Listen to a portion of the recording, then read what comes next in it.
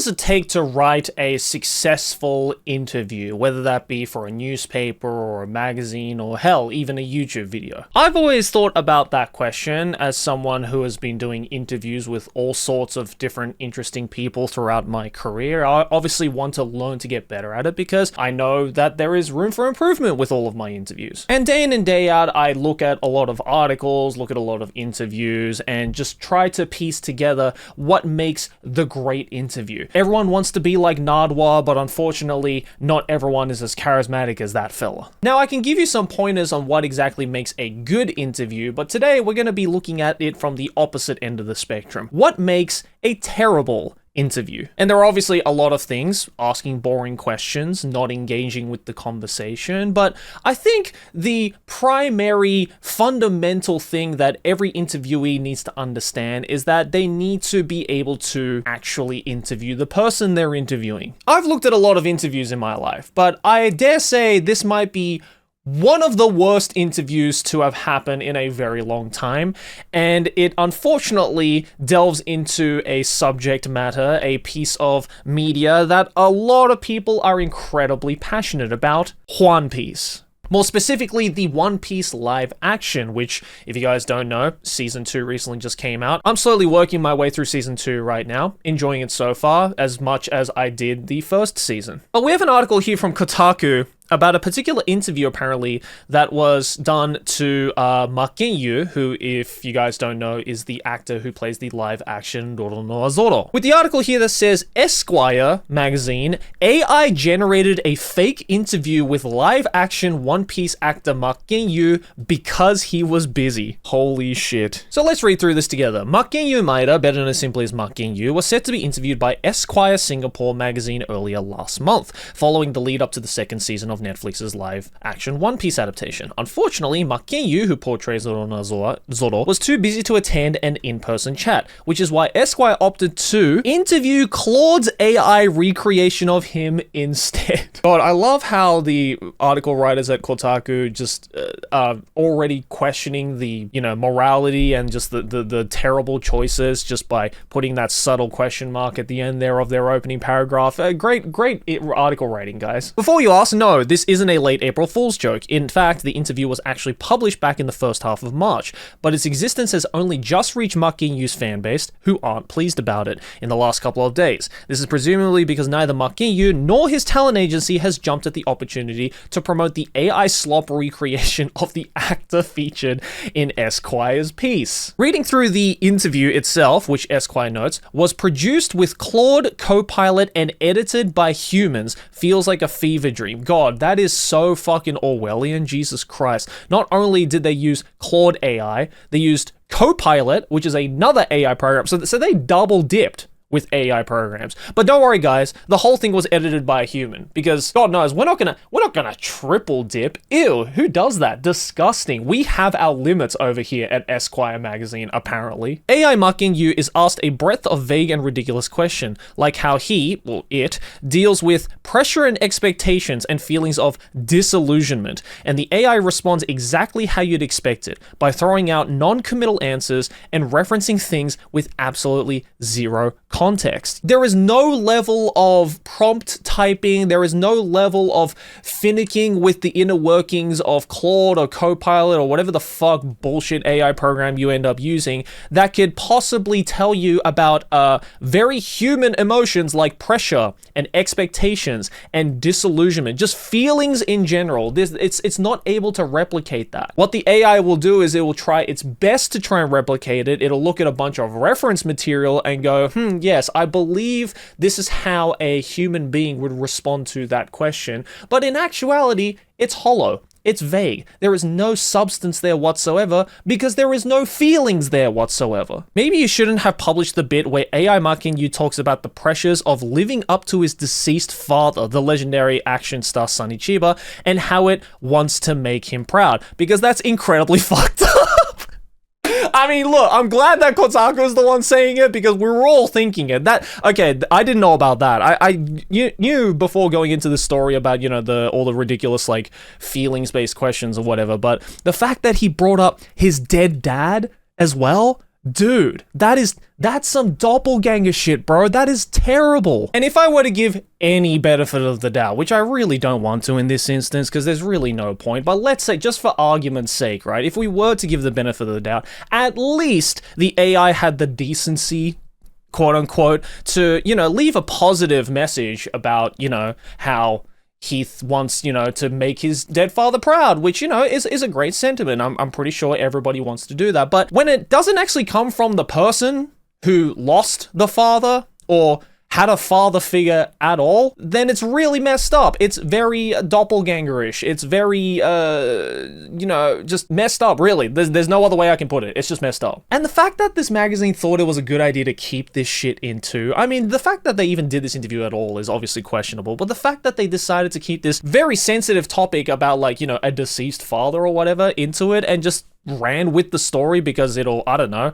make for a good read or get good clicks or whatever is just incredibly fucked up. As you would obviously expect, Mark and you fans aren't taking the article very well. I'm disappointed Esquire SG wrote an entire AI interview to replace Markin's response. I doubt they did this with his consent. Was it impossible to publish the photo shoot without his interview? Please keep in mind these answers are not his. At this point, I don't care if you're the biggest AI dick writer or you want to chop off the dick of AI, right? Like, I think we can all agree that this is just not the way that this sort of medium should go about.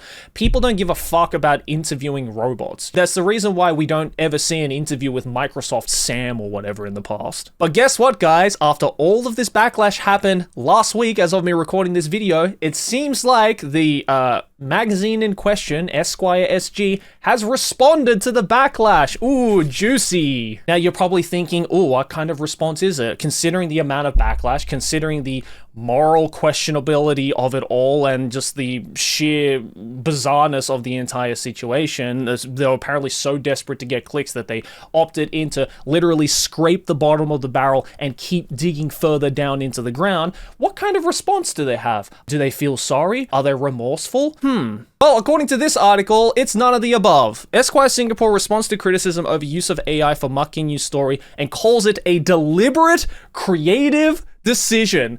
Ain't no fucking way, dog. Esquire Singapore has issued a response following backlash for its AI-generated cover story of One Piece star Makenyu. Esquire Singapore told CNA Lifestyle, which is the article that I'm checking out, thank you, that the use of AI was intentional and aligned with the issue's theme of echoes. Makenyu was offered to us for our March cover. However, due to his demanding schedule, he was only able to complete a photo shoot and was unable to respond to our interview questions in a timely manner. After several attempts to secure his responses, we chose to pivot the editorial approach to align with the March issue's theme, echoes. The use of AI was a deliberate, creative decision intended to reflect this theme, exploring the echo of a persona in the digital age in the absence of the physical subject.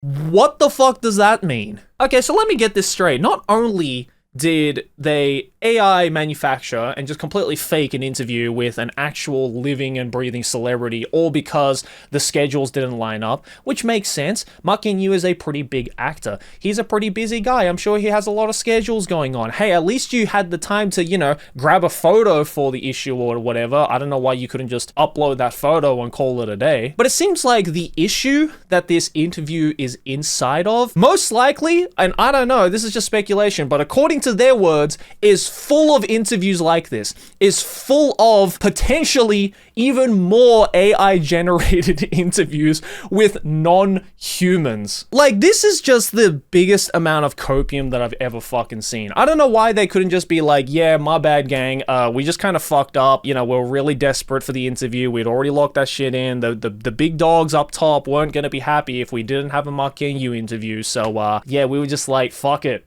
Who's gonna find out if we fake an interview? Spoiler alert, everybody found out. We were transparent about this experimental approach as our goal was to explore the intersectionability of celebrity and tech within the Echoes context. So what, you're saying that like, oh, we also have an interview with Hatsune Miku? We also have an interview with fucking, I don't know, Dukia from Bleach. We have an interview with Gwarp from the planet A2735 on the Aries constellation. If you don't believe me, read the interview. It's right there. Basically, how I am reading that is, we don't want to admit to our faults. We don't want to admit to our fuck-ups. We were very desperate for the clicks and the actual publication, so we just made up a theme that gives it sort of like an artistic spin on it, this faux artistic spin on it. Basically, the excuse of, yeah, we just couldn't find the time to get his response, eh? We appreciate the dialogue this piece has sparked among our readers and the industry.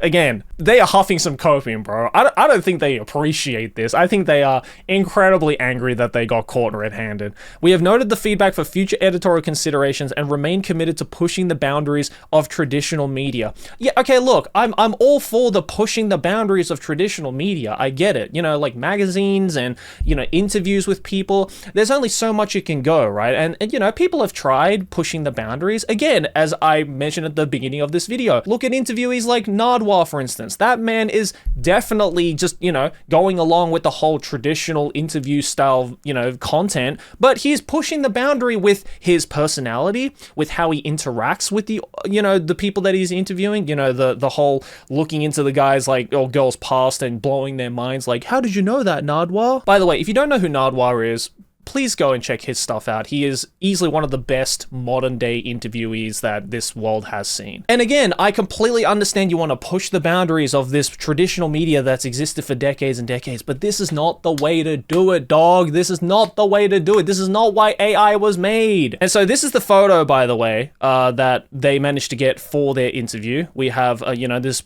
picture of Maki and Yu, beautiful Maki and Yu here, with the One Piece Into the Grand Line Season 2 title. This photo is fine. I don't know why they couldn't have just, like, posted this photo and maybe at the bottom add a little caption being like, oh, you know, we tried to get to interview him, but we couldn't find the time. Maybe, hopefully, down in the future, we'll be able to get some words from him, maybe after the show is finished, for instance. But no, after this fuck-up, I don't think Maki and Yu or his agency will ever want to talk to you fuckers ever again. Online reaction was largely negative. Many users responded in shock, describing the piece as pretentious, dubious, and an insult to journalism. Yeah, this last one here, an insult to journalism, I can 100% stand by. A few compared the interview to the 1996 Esquire article, Frank Sinatra Has a Call, a profile which was famously written without direct access to the singer. God, this fucking magazine has done this before, just not necessarily with AI, but have like kind of faked the interview or whatever it is. I don't know, man. I don't know if Gay or, you know, the other fucking teams at Esquire think they're like some art majors or something, but this is not the way to do it, bro. I'm sorry. Like, I am all for trying to like push the boundaries and stuff like that, especially when it comes to something traditional like interviewing, but there are so many other creative and actual artistic ways that you can push that boundary. Relying on things like AI, you know, faking it and not actually having the subject there is not the way to do it. Marketing Interactive added that the controversy highlighted broader concerns about consent and representation, trust and erosion of credibility, and labor and craft, noting that keywords such as violate and morals appeared frequently in online discussions. And for good reason. Like, this is really like a violation of morals, because imagine you, okay? Like, you watching this video right now. I don't care if you're Brad Pitt or you're just a fucking truckie down the road, right? Like, I don't care if you have an audience or not. Imagine if you go online one day or you open up a magazine and you see an interview of you that you don't remember ever taking. Wouldn't that, like, be terrifying? Wouldn't that be fucked up? Okay, sure, you know, maybe this like fake version of you in this article that you find says good things about you, or like, you know, maybe says potentially the same things that you were thinking about, but just maybe phrased a little bit differently. But either way, it would still feel terrible. It would still feel weird. It would still feel like there are 1,000 eyes watching you in every corner without you realizing it. It's just really like predatory. That's the only term I can like use to describe this situation. It's predatory. It's like taking advantage of a famous person and just guessing, basically doing guesswork on like, yeah, they'll probably say something like this. Write that shit down, publish it, stamp it, post it. So yeah, you know, I feel very bad for like mucking you and his agency for this like clear violation of, you know, consent, clear violation of morals, especially like bringing up his dead dad. Like, that was so fucking unnecessary, bro. Please get that man's name out of the AI's mouth. I feel like at this point in time, especially recently, all I've been fucking ranting about is the absolute horrendous misuse of AI by multiple organizations and multiple people. But hey, welcome to 2026, ladies and gentlemen. We are officially in an Orwellian reality. George Orwell was right. Everybody should have to read 1984 now for their school projects and just school education, because that is no longer a piece of fiction. It is a prophetical non-fiction now. God, I hate it here. Anyways, let me know your thoughts and opinions about anything I said down in the comments below. And while you're at it, hey, if you've watched One Piece Season 2, let me know your thoughts about it. How are you finding it so far compared to Season 1? I'd love to know your thoughts. Anyways, thanks for watching. Smack my face right here to subscribe to the channel. Let's keep making big channel number go bigger. Over here next to my head, a couple more videos you can check out if you enjoyed this one. And I will see you all in the next video. Peace.